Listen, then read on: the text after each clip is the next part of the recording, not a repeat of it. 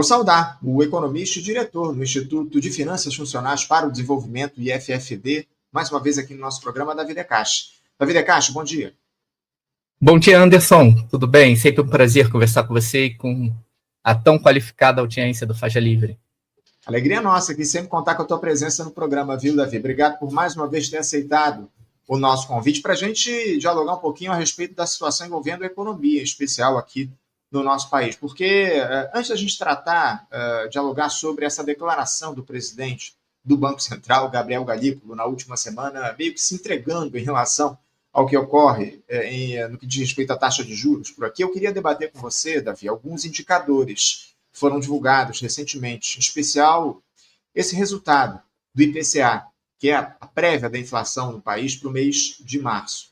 De acordo com os dados do IBGE, Davi, houve uma alta de 0,64% na inflação nesse mês de março, essa prévia da inflação, que é o IPCA.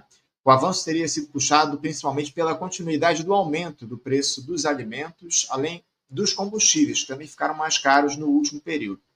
Apesar da alta desse mês, porém, o resultado representa uma forte desaceleração em relação ao número de fevereiro, quando o índice teve uma alta de 1,23%, a maior para o mês desde 2016. No primeiro trimestre do ano, o IPCA 15 acumula uma alta de 1,99%, acima da taxa de 1,46% registrada no mesmo período de 2024. Já o acumulado dos últimos 12 meses, Davi, o índice avançou 5,26%, contra os 4,96% registrados até fevereiro. O resultado desse mês de março também foi o maior do que o registrado no mesmo período do ano passado, com uma alta de 0,36% em março de 2024. Davi, um índice ainda alto e que novamente tem os alimentos como vilão, com alta de 1,09% nesse grupo. O que a gente pode dizer sobre esse IPCA e essa trajetória de alta da inflação que não cede aqui no nosso país, mesmo com as medidas do governo, né, Davi? Perfeito, Anderson. Isso quer dizer que é uma inflação de custos, tá? Então você tem choques de oferta que são repassados para os preços, né?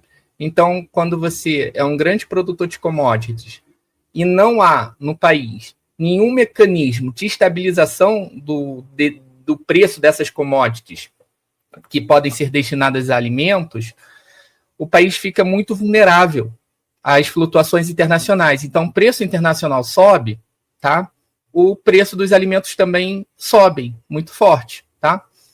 E qual é o único tratamento que nós temos no Brasil hoje? O aumento da taxa de juros. Então, a taxa de juros ela tem que aumentar fortemente para tentar frear, via desaceleração da economia, uma inflação originada por um choque de custos, tá? Que não tem a ver com uma aceleração da economia. Perfeito? Esse é o cenário que nós temos no Brasil hoje. Estrutural, é uma questão estrutural que não foi rompida pelo atual governo. A nossa única política de combate à inflação é a taxa de juros do Banco Central. Nós não temos outros mecanismos de estabilização de preços no Brasil. E isso sobrecarrega a política monetária, que nos últimos anos tem sido extremamente rigorosa do ponto de vista dos ortodoxos, né? Daqui a pouquinho, inclusive, Davi, a gente vai falar um pouco mais sobre essa situação envolvendo o Banco Central, as iniciativas que foram tomadas pelo BC ao longo dos últimos tempos, enfim. Agora, também tivemos uma importante aceleração no índice de desemprego no Brasil nesse último período, algo que, de alguma forma, preocupa, viu, Davi? Apesar de outros números relacionados tenham apontado para uma melhora do quadro. E eu me refiro à Pesquisa Nacional por Amostra de Domicílio, a PNAD contínua, que mostrou que a taxa de desemprego no Brasil subiu para 6,8% no trimestre encerrado no mês de fevereiro. O índice subiu 0,7 ponto percentual em relação ao trimestre anterior, encerrado em novembro de 2024. Naquele mês, a taxa de desocupação foi de 6,1%, a menor taxa de toda a série histórica do IBGE, iniciada lá em 2012. Apesar dessa alta do desemprego nesse trimestre, Davi, o rendimento dos trabalhadores chegou ao recorde da série, R$ 3.378, o rendimento médio dos trabalhadores, assim como o número de trabalhadores com carteira assinada, que alcançou o total de 39,6 milhões de pessoas. A taxa de desocupação ficou em ficou 1 ponto percentual abaixo da observada no mesmo trimestre do ano passado. A população desocupada cresceu 10,4% frente ao trimestre anterior, chegando a 7 milhões e meio de pessoas. Esse contingente, no entanto, está 12,5% menor que o registrado no mesmo trimestre de 2024. Davi, explica aqui para a gente, por favor, até que ponto nós temos de nos preocupar com números que se chocam, né? Um nível de desemprego mais alto, mas com uma renda média dos trabalhadores também mais elevada, bem como o número de profissionais com carteira assinada. Como é que a gente pode clarear esse quadro? Como é que você avalia essa dicotomia? E isso daí depende muito do observador. Por quê? Os dados que você mostrou aí, eles apontam para o governo uma preocupação, mas apontam também um cenário de melhoria muito forte para o governo, do ponto de vista do governo. E qual é o sinal de melhoria muito forte, de grande avanço? O aumento do desemprego. O governo ele tem perseguido a desaceleração econômica, Anderson. Então, para o governo, está muito longe de ser um problema a desaceleração da economia. Esse é o objetivo do governo. Isso está na ata do Copom. Isso está em todas as declarações do ministro Haddad. Qual é o problema do governo hoje, do ponto de vista deles? Eu não estou falando do meu ponto de vista. Tá? A não ser que as pessoas achem que Galípolo é mentiroso, que Haddad é mentiroso, porque é uma ofensa ao Haddad falar que ele quer mais emprego no Brasil. É uma ofensa, ele quer desemprego. Ele fala isso todo dia, o Galípolo fala isso todo dia, as pessoas ficam falando que eles são mentirosos. A ideia deles é a seguinte: desde 2021, ou seja, não é consequência do governo Lula, o desemprego tem caído muito forte no Brasil, desde fevereiro de 2021. De fevereiro de 2021 a dezembro de 2022, o desemprego saiu de 14,9 para 7,9. Veja, a gente tirou 7 pontos de desemprego nesse período de 2 anos, em 21 e 22 no governo Bolsonaro. Por quê? Política fiscal muito expansionista. Tá? E aí, isso continua em 2023, continua em 2024. Por quê? Porque o governo não conseguiu fazer ajuste fiscal que ele pretende. Tá? E do ponto de vista da ortodoxia do Banco Central, da ata do Copom, do Galípolo, eles dizem que essa taxa de desemprego que eles consideram muito baixa e o crescimento do PIB que eles consideram muito alto, isso melhora a correlação de forças do trabalhador no mercado de trabalho. Então, o trabalhador ele consegue exigir aumentos de salários reais acima da inflação. E isso para eles é um problema, porque o empresário ele incorporaria isso nos custos e tentaria repassar de novo para o trabalhador. E a forma como eles tentam combater esse tipo de inflação é com o aumento do desemprego. Então, o desemprego aumentaria, o trabalhador perderia a correlação de forças, os salários seriam reduzidos, o custo do trabalho cairia e os preços cairiam. Essa é a estratégia ortodoxa neoliberal dominante, tá? E o Galípolo, quando ele escreve a ultimata dele, ele aponta que ainda é muito incipiente essa desaceleração. Então, o problema do governo é que não desacelerou ainda o suficiente. Tá? Então, o que para a gente parece um problema, para o governo é a solução. Perfeito?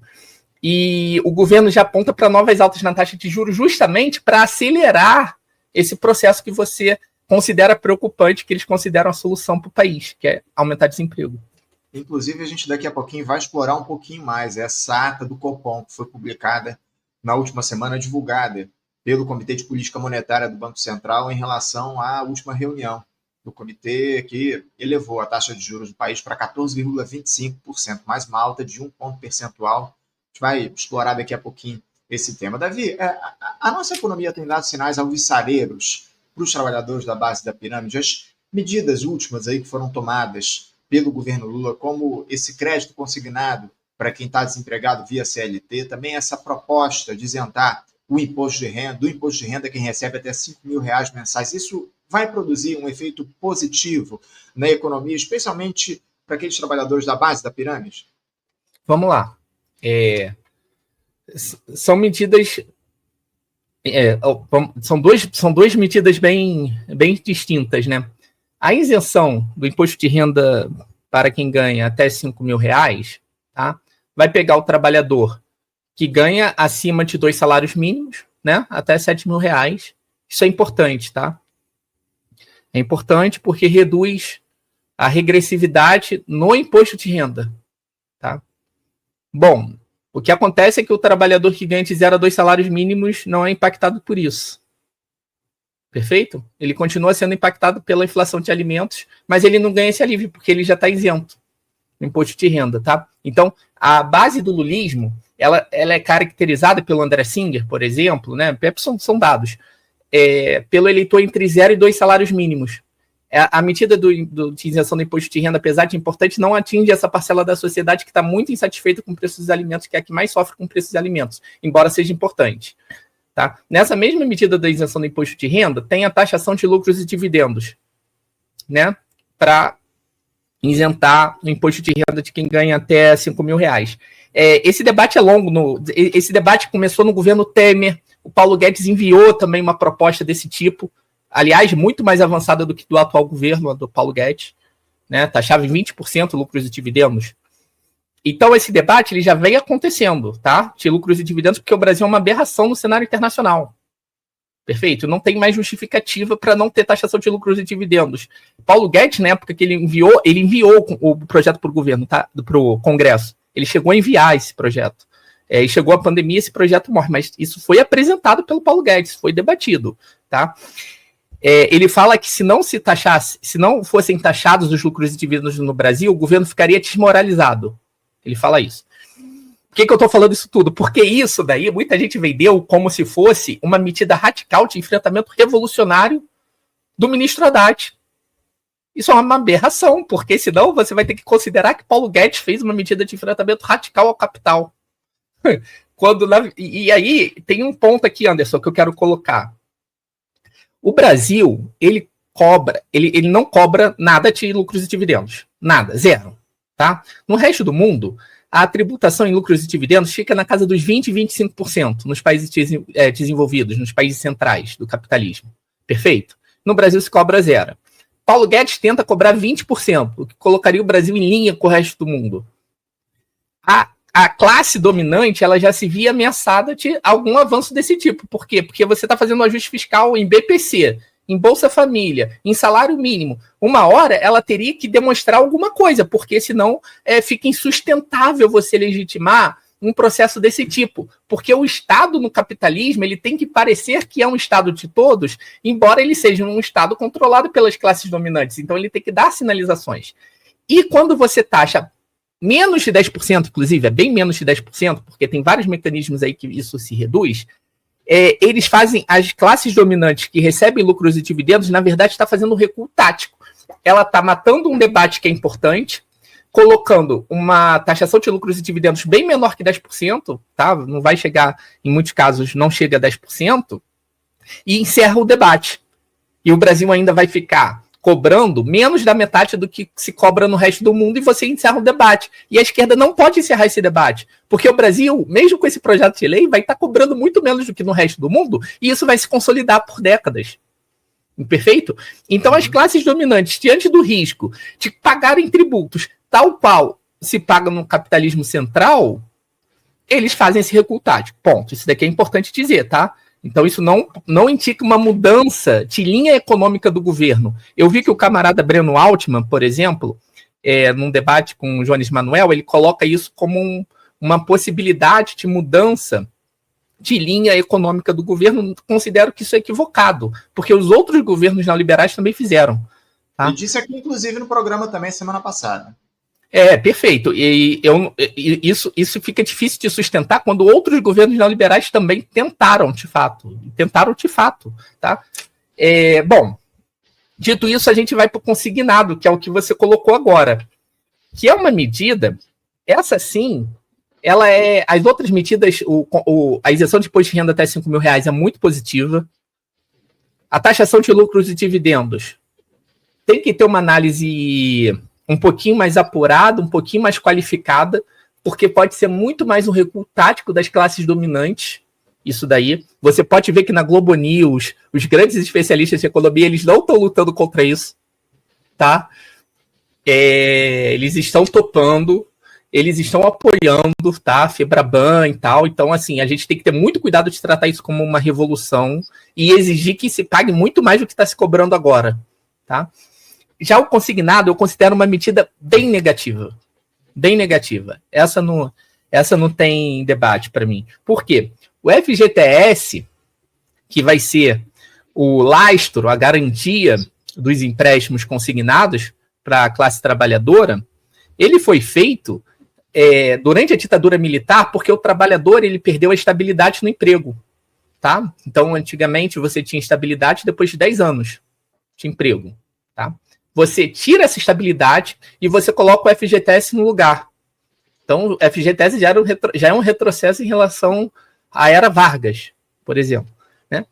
E ele serve para quê? Para proteger o trabalhador no momento do desemprego, por exemplo, em situação de uma doença grave, para comprar a casa própria, já que o trabalhador ele tem muita dificuldade de acumular poupança. Perfeito? Então, ele tem esse fim, não é para ficar lastreando o empréstimo da Febraban. Ele não foi criado para isso. Tá? E qual é a grande questão aqui? O FGTS é do trabalhador, Anderson. Imagina, você tem 10 mil reais no FGTS. Só que você está precisando de 10 mil reais agora também. Você não pode sacar do FGTS. Perfeito? Eu não estou defendendo o saque do FGTS, não. Eu sou totalmente contra. Mas veja que situação bizarra. E aí, você precisa de 10 mil reais. O que você faz? Você dá o seu FGTS nesse programa do governo de garantia para o Bradesco. Ele te dá os 10 mil reais, te cobra uma taxa de juros altíssima. E se você não pagar, ele pode sacar o seu FGTS. O mesmo FGTS que você não pode sacar. Mas o Bradesco pode. Perfeito? Isso é uma aberração. O FGTS, ele tem sido destruído desde o governo Temer também. Isso daí também já é uma linha de continuidade. Tudo que a gente está falando aqui quase é continuidade, né? Com os outros governos, até o que é levemente positivo. A questão do FGTS, o governo Temer, com os ajustes fiscais muito fortes que veio patrocinando depois o governo Bolsonaro, eles precisavam de voo de galinha que não passasse pelo orçamento público. E como é que se dá esses voos de galinha? Liberação de FGTS a toda hora. Saque aniversário, isso, aquilo. Então vai liberando FGTS para quê? Para estimular a demanda via redução da poupança do próprio trabalhador. Então o governo usa o dinheiro do trabalhador, a poupança do trabalhador para estimular a economia e na esfera das aparências parece que ele está fazendo um favor. Né? E não é um gasto público, é o gasto do próprio dinheiro do trabalhador que está sendo desfalcado. E aí, Anderson, mais um ponto aqui que eu queria finalizar dessa questão. O FGTS no Brasil, ele tem um debate que a esquerda não faz, eu acho que deveria fazer. O FGTS, ele causa prejuízo para o trabalhador quando ele é remunerado a 3%. Uhum. Tá? Hoje a remuneração do FGTS é 3%, mais TR, que é quase zero. Então, isso daí fica abaixo da inflação. Enquanto os bancos, todo santo dia são remunerados pelo governo a 14,25% ao ano. Perfeito? Sim. É uma taxa brutalmente maior. Quase 5 vezes maior.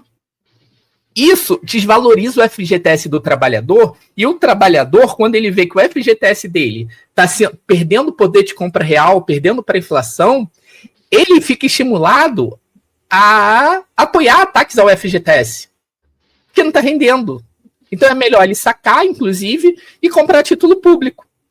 Então há um processo de fragilização do FGTS que é estrutural, e o governo deveria fazer o quê? Para não falar que eu só critico. O governo deveria, há muito tempo, isso já deveria ter virado debate, remunerar a FGTS à taxa Selic. Sim. Com taxa Selic. E empréstimo para a classe trabalhadora deve ser realizado pelos bancos públicos, com taxas de juros mais baixas. O banco público ele tem capacidade total de colocar uma taxa muito mais baixa do que a do consignado, que usa o FGTS ainda do trabalhador como colateral. Eu tenho dito aqui, Davi, da possibilidade dos bancos públicos comprarem as dívidas dos brasileiros dos bancos privados e oferecerem a taxas mais básicas. Isso é o que você diz, não é isso? Isso também. Você pode, para a situação de endividamento das famílias, você pode fazer uma troca de dívida, né? Uhum. Você compra com deságio dos bancos, a carteira de crédito, né, de dívidas dos trabalhadores, tá? E depois você renegocia com a classe trabalhadora a juros muito mais baixos. Isso é totalmente possível, pode renegociar aí a juros de 1% ao ano, enfim. O BNDES empresta... Qual é a taxa de juros que o BNDES empresta para a empresa que faz PPP de creche? Né? Qual é a taxa de juros que a Caixa Econômica Federal cobra no consignado de pobre? Uhum. Veja, é só fazer essa pesquisa. Sim. Condições de se fazer. A questão é a vontade política de se colocar isso em vigor. Infelizmente, a gente não tem essa situação. Eu tenho ouvido algumas análises, Davi, de que essa situação, esse crédito consignado, concedido pelo governo para os trabalhadores na modalidade CLT, isso sinaliza o governo caminhando para a esquerda. Você já falou um pouco a respeito disso ainda agora há pouco. Eu queria retomar essa análise. Dá para a gente dizer que essa medida tomada pela gestão do presidente Lula, oferecendo o crédito consignado em juros talvez um pouquinho mais baixos do que a gente tem para trocar essa dívida mais alta por uma dívida mais em conta no pagamento dos juros, dá para se dizer que é uma sinalização à esquerda do governo? Essa pergunta é muito boa, porque eu já escutei muito essa argumentação nos últimos dias e ela foi recorrente. A gente poderia trocar um pouco a pergunta. Isso sinaliza que o Bradesco, o Itaú e o Santander estão indo à esquerda? Eles viraram socialistas e estão falando assim, nós não queremos dinheiro, nós queremos o bem do povo mais pobre. Isso sinaliza isso? Por que eu estou perguntando? Por que eu estou trocando essa pergunta? Porque essa medida vem da Febraban. Sim. O presidente Lula senta com os bancos, o ministro Haddad, o presidente Lula, e pergunta o que a gente pode fazer, o que vocês autorizam a gente fazer, tá? Para a gente estimular a economia um pouco para reduzir a minha rejeição. Você pode, Lula, fazer esse empréstimo consignado. Por quê? Porque é risco zero, taxa de juros alta, ganha-ganha. Eu ganho, você ganha, a classe trabalhadora que perde. Então tá ótimo pra gente. Isso que a Febraban fez, foi uma proposta formulada no âmbito da Febraban. Ponto. Então, assim, a partir do momento que a esquerda acha que o Bradesco está fazendo um enfrentamento à esquerda, ao próprio Bradesco, talvez, eu não entendo, é difícil imaginar a racionalidade dessas pessoas. É um negócio inacreditável, uma aberração, né? As pessoas acharem que a Febraban está enfrentando a Febraban. Tem um meme do Homem-Aranha, que é ele olhando no espelho e apontando assim, que as pessoas usam para várias situações. Nessa situação, ele cai muito bem. É algo assim, bizarro. Bizarro talvez seja o termo mais... o melhor termo para a gente classificar essa situação envolvendo o crédito consignado. Davi, mudando um pouquinho de assunto, semana passada saiu ali a ata, como eu citei, a ata do Copom, do Comitê de Política Monetária do Banco Central, sobre a reunião que aumentou a Selic para 14,25% ao ano, com indicações muito duras para a economia do nosso país, inclusive você já citou aqui ainda há pouco, especialmente essa, de que os juros seguirão em trajetória de alta ao longo dos próximos meses, de que a economia precisaria desacelerar.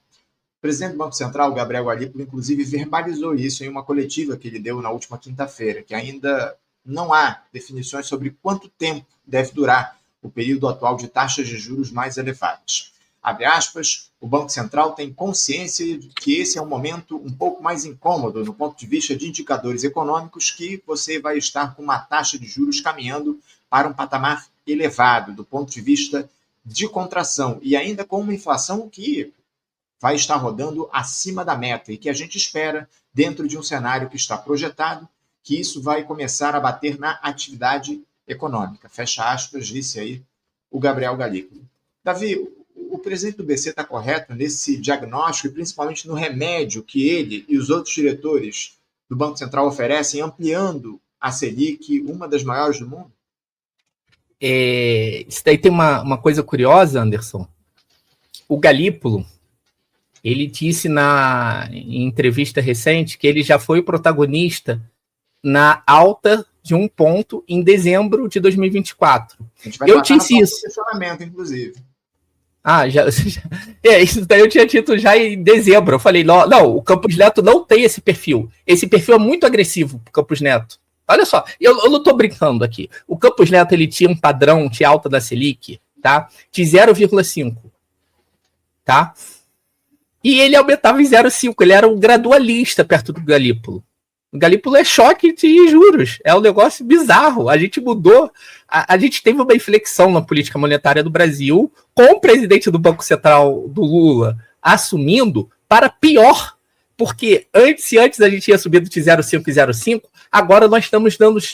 Foram 3 choques seguidos com o protagonismo total do Galípolo, 2 como presidente e 1 como indicado a presidente, e o Campos Neto dando todo o poder a ele, em que a taxa sobe 1 ponto, muda a trajetória de alta. E a ata do Copom dele é tão agressiva quanto as do Campos Neto. Não muda. O tom é o mesmo, é idêntico.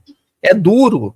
É o seguinte, enquanto o desemprego não subir e os salários caírem, a taxa de juros vai continuar alta. Essa é a mensagem que ele passa o tempo todo. Ele tem uma frase dita antes de assumir o Banco Central, mas já indicado, como presidente indicado, ele fala que presidente do Banco Central que tem medo de aumentar a taxa de juros é como médico que tem medo de sangue. Tá?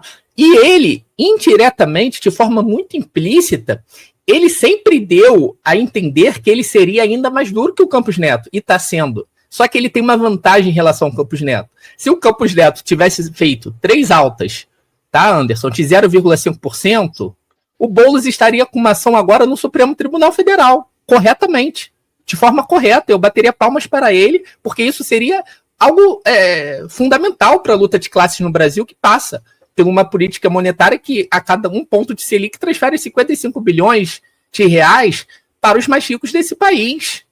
Enquanto a isenção do imposto de renda vai gerar 27 bilhões a mais, o que é importante, né, para quem ganha até 5 mil reais e de forma gradual para quem ganha até 7 mil, cada 1 ponto são 55 bilhões. Então a gente já está aí na casa dos 165 bi nessas 3 altas do Galípolo. A mais de remuneração de taxa de juros. Temos uma situação de aberração total na política monetária que continua muito agressiva, mas ela conseguiu, é inacreditável, piorar. Nós temos uma situação pior do que tínhamos com o Campos Neto, com um silêncio total da esquerda. Total. Isso é uma aberração.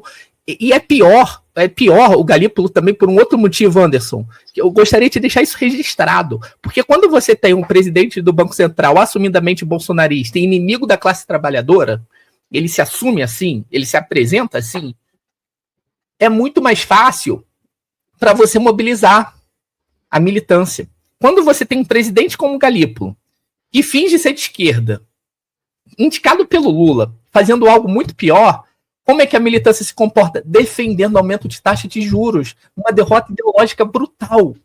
Eu nunca vi na minha vida inteira, até hoje, foi a primeira, nunca vi isso no governo Lula 1 e 2. Nunca vi, na época do Meirelles também.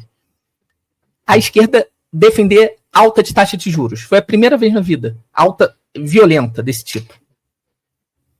Situação grave, viu, Davi? É uma capitulação absoluta do nosso campo ao neoliberalismo. Como diz aqui o Renato da Mata, que mandou uma mensagem para a gente. Obrigado, viu, Renato, pelo superchat. Ele diz aqui o seguinte: a ameaça do fascismo somente será superada com um maior grau de ruptura com o neoliberalismo. Fora disso, a ascensão do fascismo passa a ser questão de tempo. Está aí a mensagem do Renato da Mata aqui para a gente. Mais uma vez agradecendo o superchat. Davi, para a gente fechar aqui o nosso papo, porque nessa mesma entrevista que eu citei do Gabriel Galípolo, na última quinta-feira, ele acabou cometendo ali um ato de sincericídio e, como você citou ainda há pouco, ele assumiu a paternidade nessa trajetória recente de alta dos juros do nosso país. O presidente do BC, indicado pelo Lula, disse que teve papel de protagonismo na reunião do Copom de dezembro do ano passado, que indicou as 2 altas consecutivas na Selic nos encontros posteriores. Disse lá que o Campos Neto entregou a ele o comando da reunião, sabendo que ele seria ali o indicado já tinha sido indicado, já tinha sido aprovado lá pelo Senado Federal, enfim. Esse sincericídio do Gabriel Galípolo, o Davi, derruba esse discurso lulista de que a culpa da Selic alta seria do Campos Neto? É inacreditável que não derrubou, né? Deveria, assim. Eu não sei explicar essas questões. Alguém que seja da psicanálise, alguma coisa assim, porque é inacreditável que o discurso dominante na esquerda governista ainda é que é o Campos Neto. O cara, o Galípolo tem que brigar com a esquerda ainda. Ele tem que falar assim: vocês estão mentindo, fui eu. Ele quer o protagonismo no negócio e a gente não. A esquerda governista está negando o protagonismo que ele tanto deseja, né? É absurdo. Em dezembro, Anderson, só um detalhe: o diretor de política monetária do Banco Central, indicado pelo Lula, era o diretor da tesouraria do Bradesco, tá bom? Ele, em dezembro, ele já fala a mesma coisa que o Galípolo, como indicado à diretoria de política monetária, que trata desse tema, que deveria ter uma ênfase ainda maior na política de aumento de taxa de juros para desacelerar o crescimento econômico, e ele fala que a política monetária ainda não está funcionando para reduzir o desemprego, tá? Ou seja, em outras palavras, que ela ainda não está sendo tão rigorosa quanto deveria, tá? De forma muito cuidadosa. Ele deixa isso ali explícito. Isso daí que é o diretor que veio do Bradesco para a diretoria de política monetária, indicado pelo Lula subindo. Então é uma aberração falar que esse cara que vem do Bradesco, ele está sendo controlado pelo Campos Neto, ele está sendo controlado pelo mercado, tal qual o Campos Neto era controlado pelo mercado, tal qual o Galípolo é controlado pelo mercado, tal qual um Banco Central autônomo, uma autonomia defendida pelo ministro Haddad, é controlado pelo mercado financeiro. É isso. A situação é grave, a cegueira é cada vez maior, enfim. Não dá para entender o que nos leva a esse quadro, mas o que a gente precisa fazer é denunciar e trazer aqui, colocar pingos nos is, como a gente tem tentado fazer aqui ao longo dos últimos tempos, e a tua presença é fundamental para a gente fazer esse diálogo aqui no programa, viu, Davi? Quero agradecer muito a tua participação com a gente no programa de hoje, muito obrigado, e voltaremos a dialogar em breve aí, diante desse cenário difícil que a gente atravessa na economia do nosso país. É bastante importante você trazer esses esclarecimentos aqui para a gente. Mais uma vez, obrigado, uma boa semana para você, viu, Davi? Eu que agradeço, um bom dia, uma boa semana para todos os ouvintes. Abração, Anderson. Um abração, até a próxima.